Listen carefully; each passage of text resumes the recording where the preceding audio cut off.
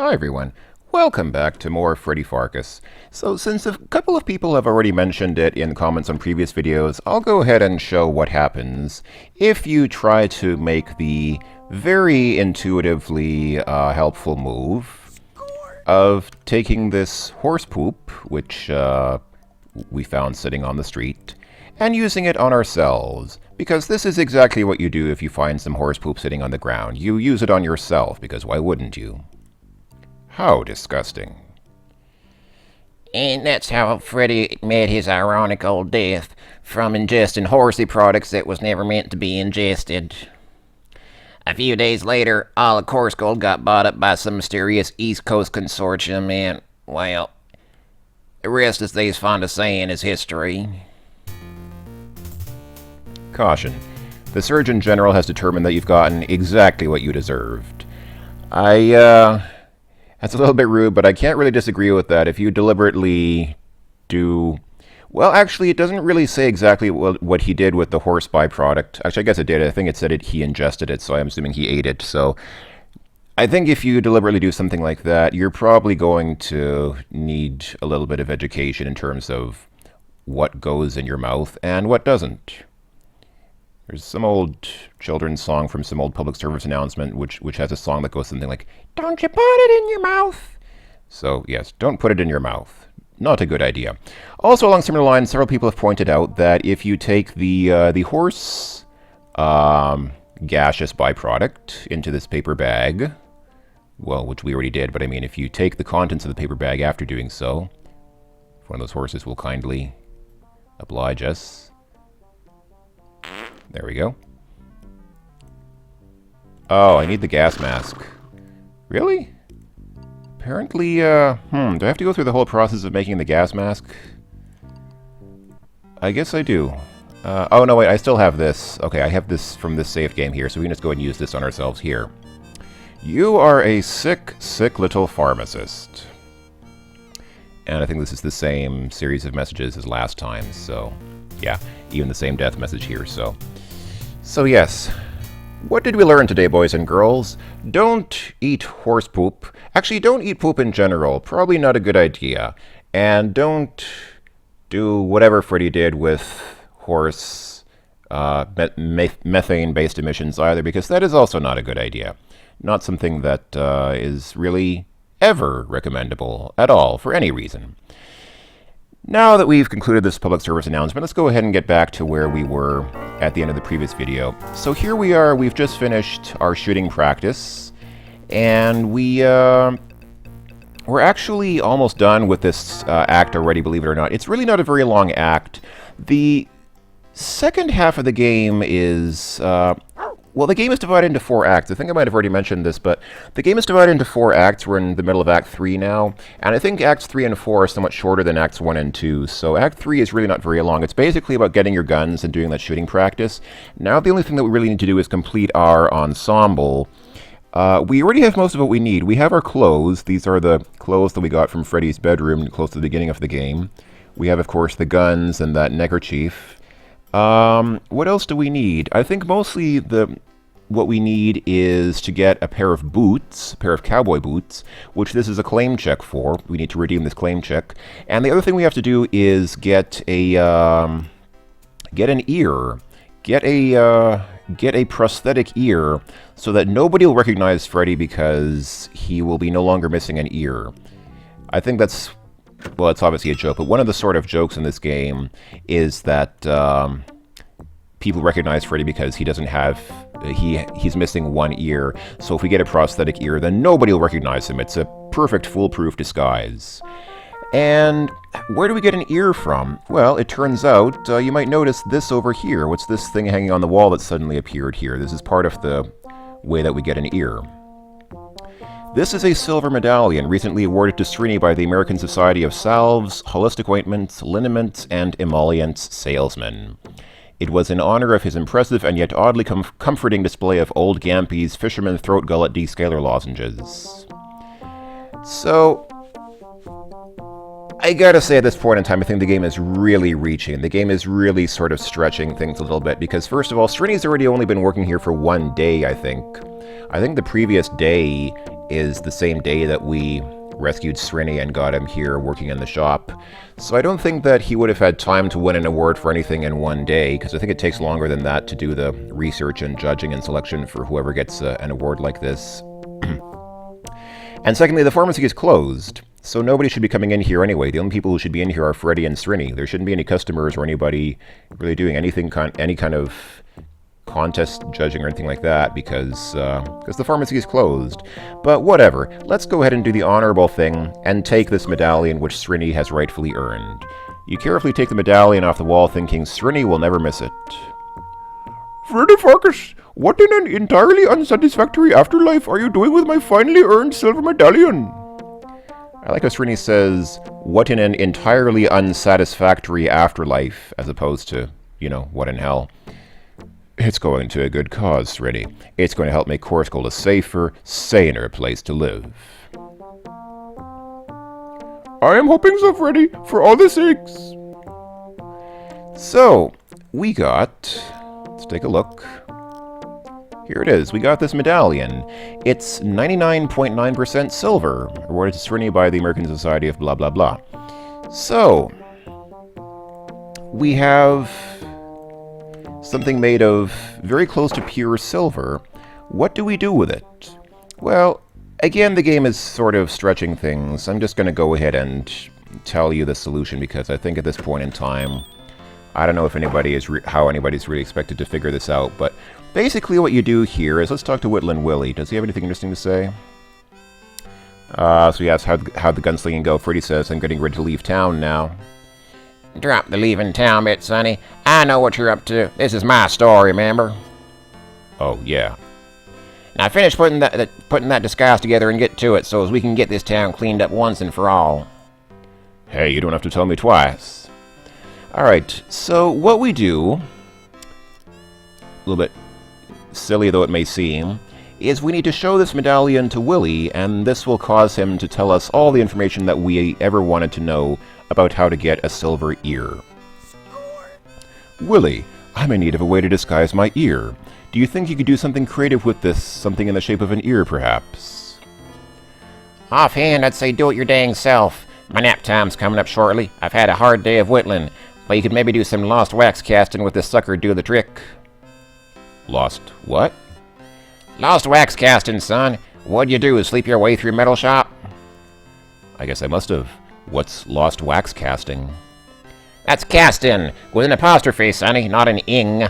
Anywho, you can make all sorts of things by having a wax positive, using clay to make a mold, then melting down the metal and pouring it into a mold. To make a mold, you carve whatever you want and cast out of wax, see? That's what we call a positive. Once you got the wax positive, you take some clay, see, and you packs the clay all around the positive. You just leave a little hole at the top so you can get the wax out. So now you got your wax inside the clay. Well, you just heat that sucker up till the wax goes all oozy and you pours the wax out. That's the lost wax part, see? Now you got your empty clay mold, what we call a negative. You smelts down your metal and pour the metal into the negative. Once it hardens up, you can just scrape off the clay, and there you are. Did you get all that? I think so. I'm not sure. Well, that's what your restore button's for, kiddo. Now scrambooch. If you didn't get all of that, don't feel bad. It's really quite okay. You don't have to. And also, I think it'll make a lot more sense once we see it. So basically what Whittling Willie was saying is you start with some wax, and you need to carve the wax, which we have here. We got this candle wax from the church candles close to the beginning of the game, but we need something to carve it with. Now, what can we carve it with? Can we carve it with the keys? No, the keys aren't sharp enough. Nothing here. I don't think we can really carve it with the shovel. What could we use to carve wax with? Maybe we can ask Whittling Willie about that. Oh, hey, where'd Willie go? He seems to have gone. And what's this prominently contrasting colored item that he left behind? Hey, it's his authentic Whitland knife. Well, let's do the hero thing and steal his knife. You pick up Whitland Willie's knife just to borrow a while. Alright. Well, here's the knife. This is, these Confederate Army penknife replicas are becoming quite popular among the more sophisticated whittlers, like Willie. And so you very simply use the knife on the wax. With your newly acquired skills, I have no idea where Freddy acquired these skills from, don't ask me, you whittle the candle wax into the shape of an ear, one that should theoretically attach snugly to the small knot of cartilage that remains of your original ear. Ew! Where's the warning on the box that says, "Warning, this game contains references to small knots of cartilage"?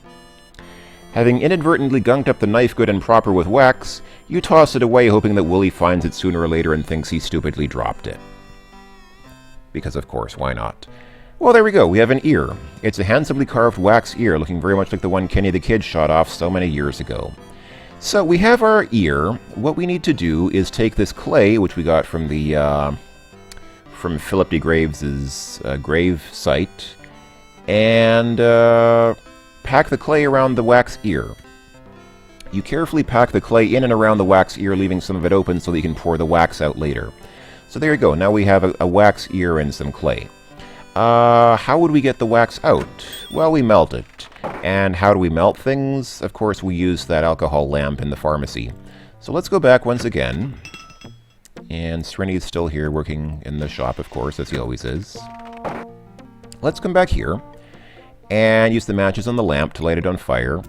And take this, take this clay with a wax ear in it, and click it on the lamp.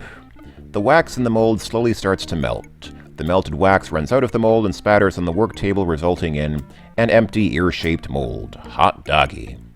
And a waxy tabletop, but that's not important right now. So there we go. Now we have this clay mold of an ear shape. And all we have to do is get the silver inside it. Now, of course, you can't just click the medallion on that. Well, it says it's a good idea. Trouble is, the medallion doesn't seem to be conforming to the shape of the mold. Perhaps there's a way to make the medallion more malleable. Well, of course, what you can do is melt the medallion. So let's go ahead and take this crucible, which happens to be conveniently sitting here on that shelf there. Put the medallion into the crucible. Now we have a crucible with medallion. Click that on the alcohol lamp, and the silver begins to melt. The medallion is nearly completely melted now. You now have a crucible containing molten silver. Okay. And now that we have this molten silver, all we have to do is pour it back into this clay mold. You quickly pour the molten silver into the empty mold. And lo and behold, what do we have? Your ear mold is now filled with the melted silver from your award medallion. Actually, it was Srini's award medallion, but it's not really a medallion at all now. You know, they're not going to send Srini another one of the medallions. Yeah, I didn't think so. But this was important because we had to do it for science. So, now we have the silver ear. All we do is just scrape the clay off. You scrape the clay off and discard it, leaving you with a gleaming silver ear. Beautifully done. With an ear like this, you could, dare I say it, rule the world! I wonder if that's supposed to be a reference to the opening scene from Maniac Mansion 2, Day of the Tentacle. It might be. Who knows? I think that game came out before this one, so it would have been around the right time for them to kind of make a side reference to it. Anyway, here we go. Silver Ear. It's your soon-to-be world-famous silver ear, symbol of truth, justice, and the pharmacological way. Alright, so we have the ear, we have, of course, the guns, and the neckerchief and the clothes. I think all we need now is the boots. And by the way, if you think that the solution to getting the silver ear was a little bit roundabout, it was. Like I said, the game is kind of stretching things at this point, so don't sweat it too much. We got a silver ear. Let's not worry about it any longer.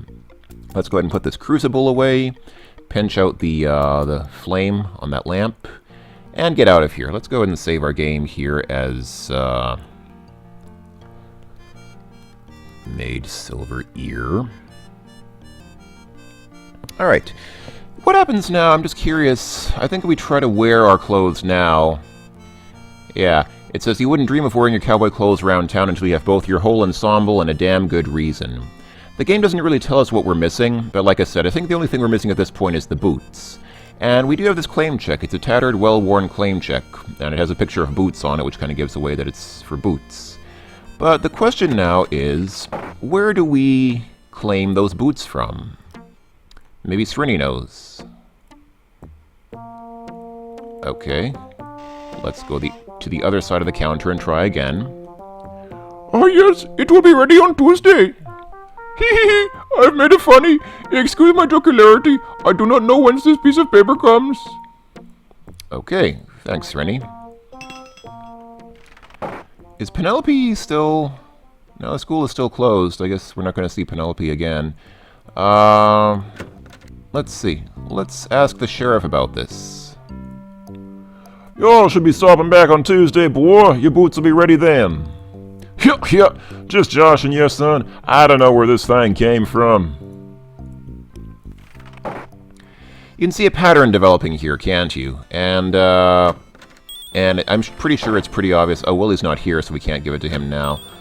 All right, hold on. Let's go ahead and give it to the remaining people of the town. I said get. Heck, Mom's Cafe is closed now. A crudely lettered sign reads, Mom's Cafe done been closed by order of the sheriff. Health code violations is all the reason he needs. Gosh, they closed Mom's Cafe. Everything is closing down here. All right, I'm going to have to go back and restore to an earlier point in the game where we can give the claim check to the people who are missing now. But anyway, let's go and try giving it to Sam Andreas, the bartender. Thanks. It'll be ready Tuesday. Just yanking your rein. I don't know anything about this claim check. All right, what about the doctor? Oh, yeah. That vasectomy will be ready on Tuesday. What? I didn't order a vasectomy. Wait a minute. Who are you? You're not Sam. Get out of here. Say, thanks so much, Doc. Anytime, my boy. Anytime. Well, that was embarrassing. Oh, and here's Billy doing his crack-up thing, replacing the glass again, like we saw before. All right.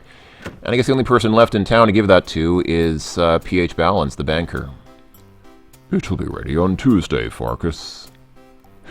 Just making it funny. This isn't redeemable here. All right.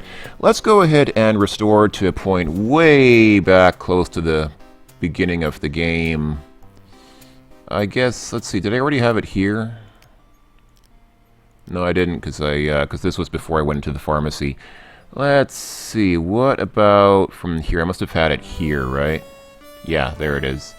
Alright, let's try going outside and giving this to the remaining people whom we haven't seen yet. I wonder if this guy standing by the door, does he have anything to say about it? No. No, thank you, Freddy. I've already got the sun in the morning and the moon at night. Use any more and you'll have to pay a royalty. That's just a generic response that he gives for anything that you try to give him. Alright, let's try to give it to Penelope when she shows up here.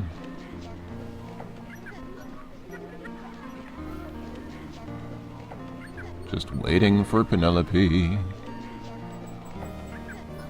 I am still waiting, waiting for my boots. See this claim check, Penelope? Does it mean anything to you? I'm sure it doesn't, Frederick. I'm sorry. Perhaps one of our local shopkeepers would recognize it. Oh, she's the first person who didn't say it'll be ready on Tuesday. I think she's the only one, too. Alright, let's see. Oh, Willie should be there now, so let's go ahead and give it to Whitland Willie.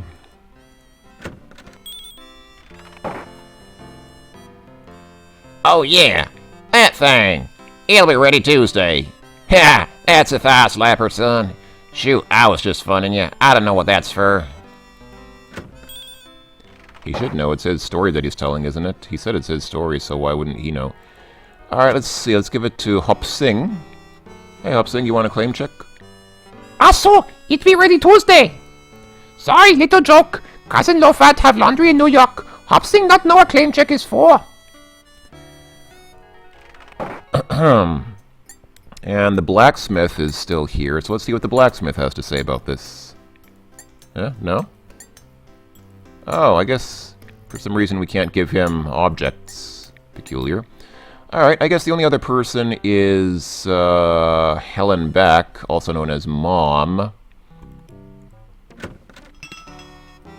And she is waiting here to get her prescription. I wonder if I can... No, she just wants her prescription here. So let's go ahead and restore to a little bit later when she should be back in the... So Sadie's here. I don't think Sadie has anything to say about the claim check. No, she's just giving a generic response there, nothing important. Alright, so Helen should be back in her cafe now. Let's go ahead and say hello to her. Now get. Boy, Boy, that happens a lot. Alright. It's not gonna be ready till Tuesday. Oh, I was hoping to... It was a joke! A joke! Do you even understand what a joke is? Honestly. Alright. That's quite enough of that. Let's go ahead and fast forward back to where we were. I'm pretty sure that every single one of you is abundantly aware. I'm pretty sure that all of you knew, even before I started all this, where you're supposed to redeem the claim check. I just wanted to show the running gag of everybody telling that same joke. Because if you come here and give the claim check to Salvatore O'Hanahan, the barber who was busy singing The Barber of Seville instead of doing his job like he should. Sal, do you still have that pair of boots I dropped off for a shine? I know it's been about 6 years now, but I just remembered I left them here. Let me see. What's the number on this claim check? He searches under the counter. Yup, they're still here. They'll be ready next Tuesday. Never mind, I'll just take them as is. Hey, don't worry about the storage charges, okay?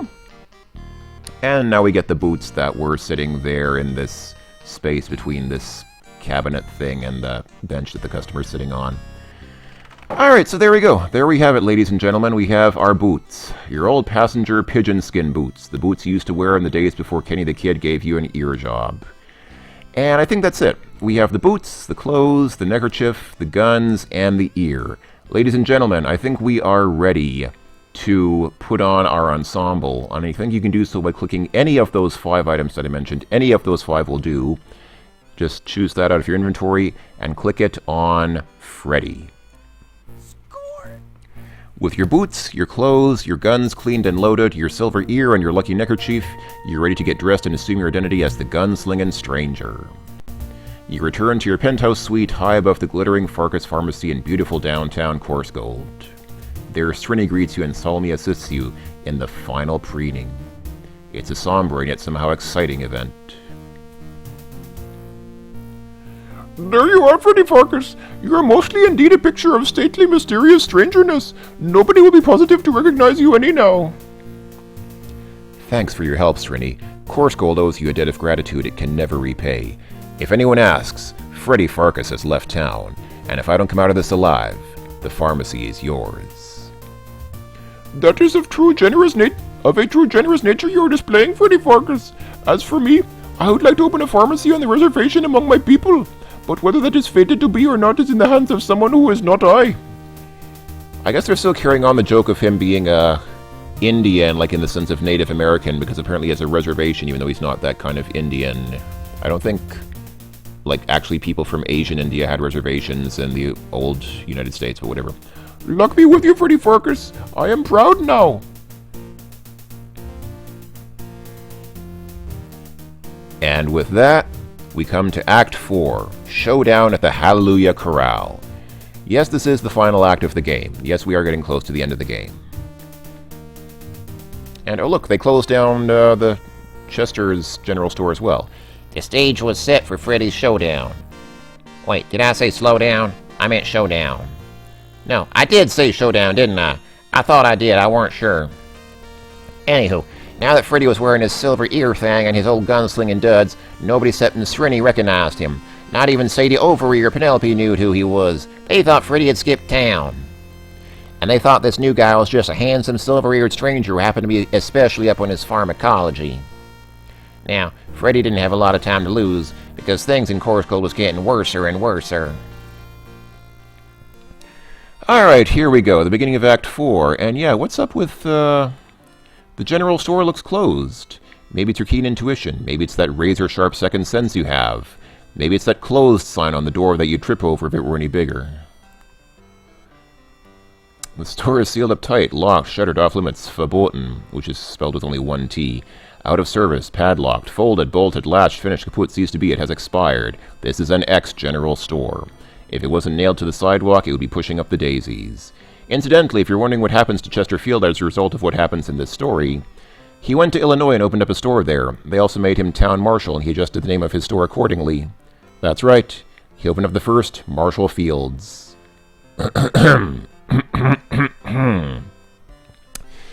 Well, that's just fantastic.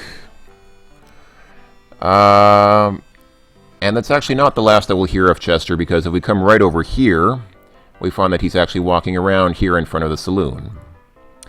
You've never seen Chester Field look so downtrodden. Why, he looks like he's lost his best friend.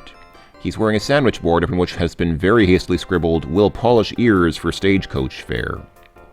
Polish your ear, mister? I'm trying to get stagecoach fare to Chicago. No thanks, Chester, I'm broke. But hey, doesn't the trip to Chicago by stagecoach take just about forever? Well, yes, but I've always wanted a life on the stage. Something like that. Alright, can we talk to him? Hoping Chester won't recognize you with your new disguise, you approach him with a friendly smile. Say, partner, that's a woeful little sign you're carrying there. Will polish ears for stagecoach fare.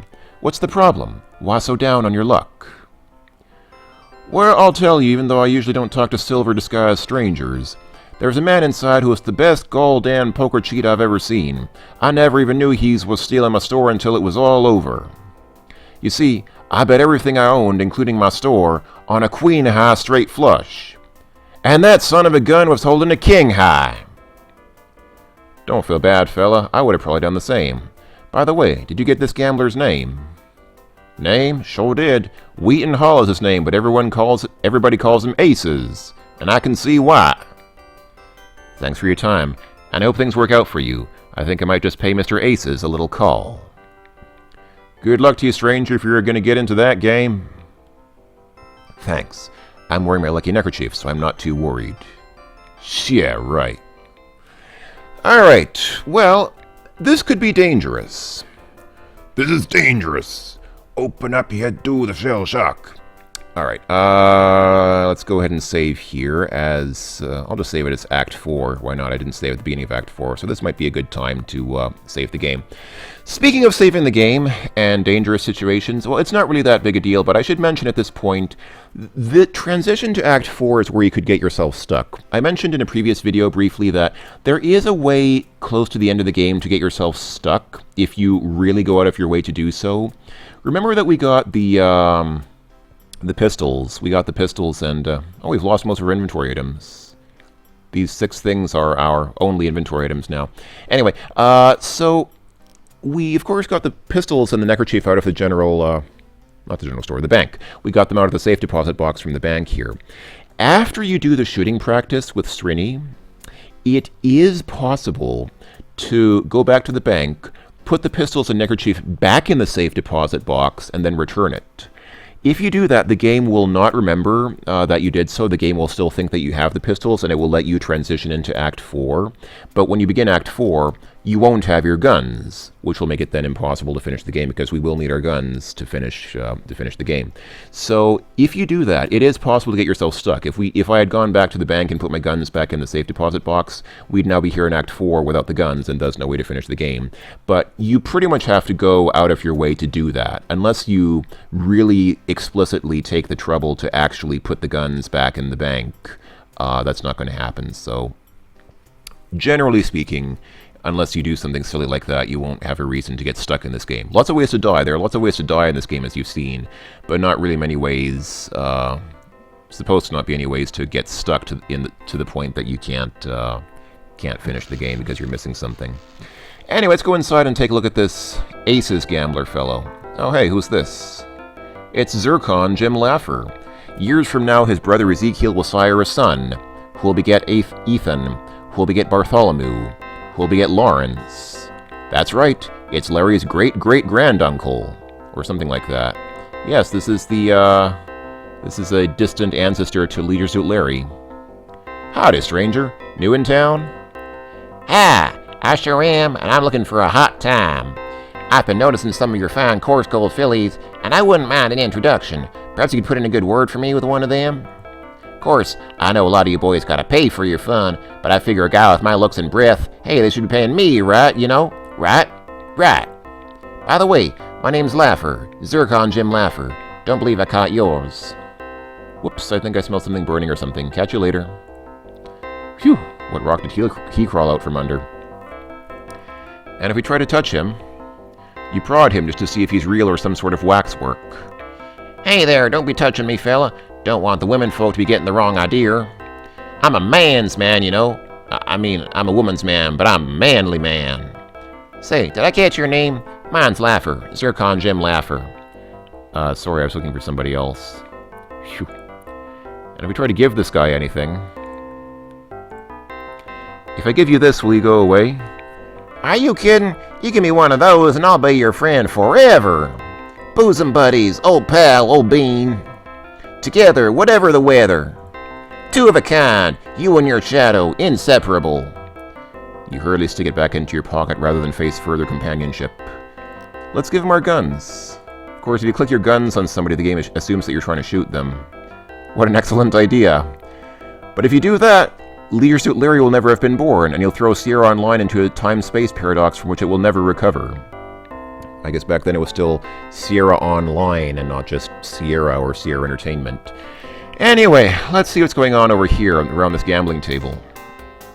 Alright, so we have some gamblers here. Oh yeah, that's Muff Potter. Nice to see him and Joe getting along again. He owns, or at least did own until he started playing a huge tract of land along the south side of town where Chinatown used to be. Hey, what was that? Did you folks just see that? There appears to be... Yes, there appears to be somebody under the table doing something with the cards in this guy's hand. Let's see. Gambling away his keg and barrel shop is Cooper. Seriously? Wow. He, his wife, his children, and his parents all work in the shop. He's a Cooper, she's a Cooper, they're all Coopers. Wouldn't you like to be a Cooper too? No, I would not. Thank you for asking. That's old Ollie Oxenfree, up close and personal. He's the guy who owns the fig farms on the northern side of Collier Bluff. He's the worst gambler in town. He'll lose the entire North 40 in no time. And that's Joe, the guy that had a bad time with old Muff Potter a few years back. He owns a local tourist trap. And we do mean trap. He trapped a couple of punks in there a few years back. Tom and Becky somebody or other. They almost didn't get out. Somebody ought to write a book about it. I think that's a reference to a certain classic work of literature. Anyway, let's see. He's trying to recoup. Ha ha ha. Apparently he's a little preoccupied with this whole losing your home and livelihood business. I guess I would be too. Don't poke this guy, he's mean. Course Club has really gone to pot now. Anyway, let's take a look at this guy. This is Wheaton Aces Hall, slick big-time back east riverboat gambler. He's turned the saloon's friendly poker game into vicious high-stakes gambling, winning money, land, buildings, and businesses from the local bumpkins. Can we talk to these people? Hey Muff, don't play with this guy, he cheats. Muff nods his head in agreement and keeps playing.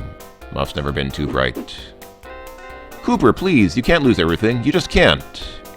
He doesn't speak, but his attitude is clearly, oh yeah, just watch me. Ollie, listen to me. Don't do it, it's not worth it. Don't waste your breath. Ollie needs what little concentration he has just to hang on to his farm a few minutes more. You're gambling the tourist center away? Say it ain't so, Joe. Joe grunts. That's the most you've ever heard him say. Can we talk to this guy? Scoot along, silver boy, before I deal you the dead man's hand. Alright, that's all he has to say about that. Can we punch him in the face? Quit prodding me, stranger. I'll finish with you later. Can we just shoot him?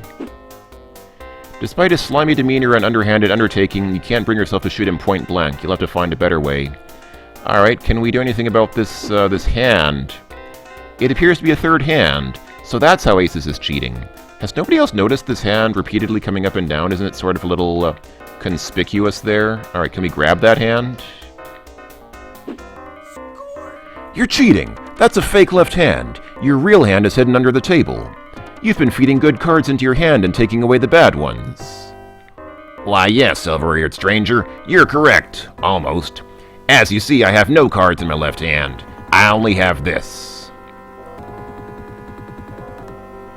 Now turn around, Silver-Ear. I think I'd rather shoot you in the back so I don't have to see that ugly face of yours. Whoa, what a spectacle that's been set up here. Look at all these people. Goodness, the saloon sure filled up fast. Practically the whole town's gathered around to see you die a bloody death. I mean, to see you bring Aces to justice. Don't ask the townies for help, Freddy. The ball's in your court. Alright, let's go ahead and save the game here.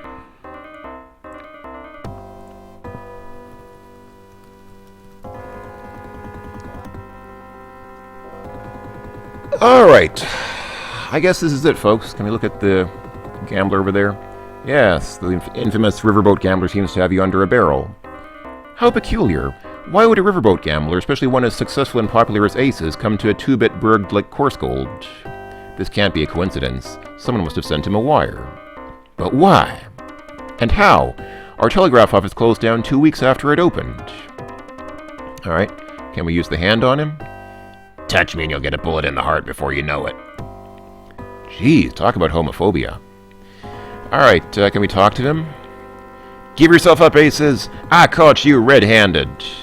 Never! Not gonna do it. Nope, wouldn't be prudent at this juncture. No more taxes. But I caught you. Yes, but I ain't going nowhere if I can help it. And I warn you, if you shoot me in cold blood, you'll hang. Okay, but you can shoot me in cold blood? Seriously? Okay, what happens if we try to shoot him? Yeah, he shoots us. Well, you got to admit the fella died trying to defend his town. Now, we all either had to leave town or get shot up anyways, so it's not as if Freddy done any real good, but it was still exciting to have him around for a while. I guess that story don't end so good. Let me see. Have I told you the one about the traveling band uniform salesman and the librarian? Well, it seems there was trouble in River City, and they had this pool table and...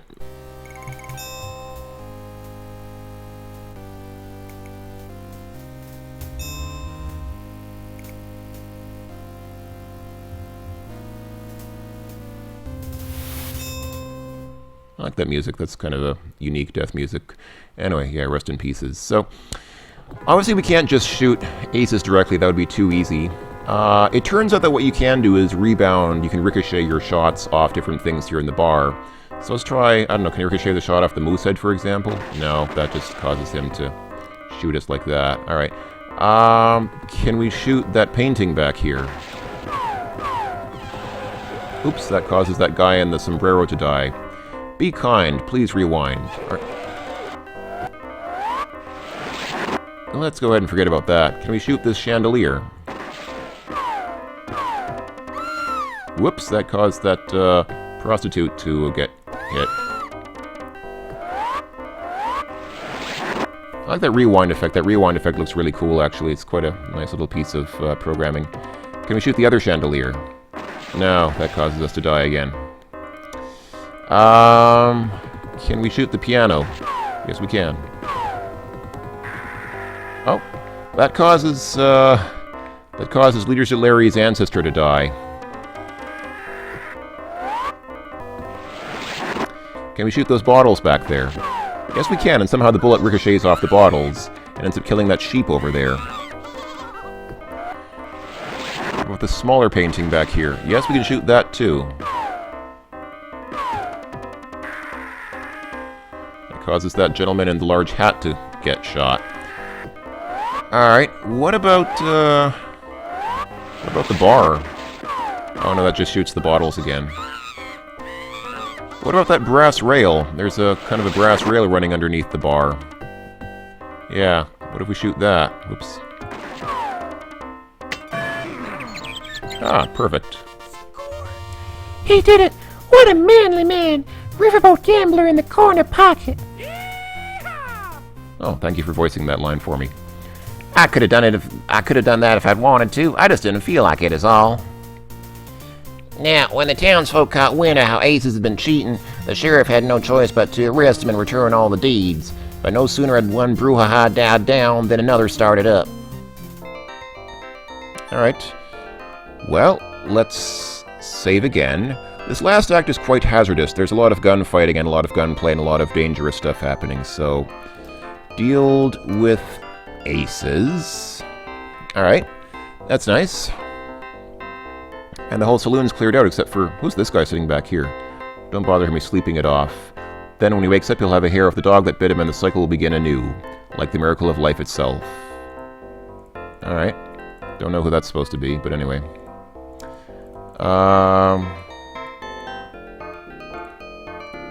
He says the same stuff as before. What about Sam? What does Sam have to say? Sam, what's going on outside? You got any idea? All I know is that someone paid some cowhands to stop in the middle of their cattle drive, come into town and shoot the place up. Dunno why. It's dangerous out there. A person might get shot. Duh. But I figure they'll get bored sooner or later, or they'll shoot each other or something. Wow, somebody really wants to destroy Course Gold. First they did all that stuff in Act 2, and now they just pay people to come in and just shoot the whole town up. Ooh. Without warning, you hear gunshots out in front of the saloon. There's a lot of yelling and shouting, too. What's going on out there? Probably not the safest thing to do to come out through this way, but if you try a second time, you can go out anyway, and whoa, boy. Let me at those cattle! Let me at those cattle. You encounter dozens of rowdy cowhands from that cattle drive outside of town who are carelessly firing their guns everywhere and frightening, not to mention killing the locals. Let's stampede the women and rape the cattle, they shout. Did they get that part backwards? Or is that how it's supposed to work? Oh dear. Oh, this is the same death message as before. Alright. Well, gosh. We have another disaster on our hands. We're going to have to figure out how to deal with this one, but I think that's enough for this video, so we are very close to the end of the game at this point. I think we might actually be able to wrap it up in the next video. If not in the next video, then certainly in the one after that. Not sure how that's going to work out. We'll see. But we are actually perhaps surprisingly close to a resolution and figuring out what's going on here in Course Gold and why all these things are happening. So, thanks as always for watching, everyone. I will see you folks later, and yeah, in the next video, hopefully we'll finally wrap everything up and bring this epic Western tale to its conclusion. Hope I'll see you then, folks. Take care, and bye-bye for now.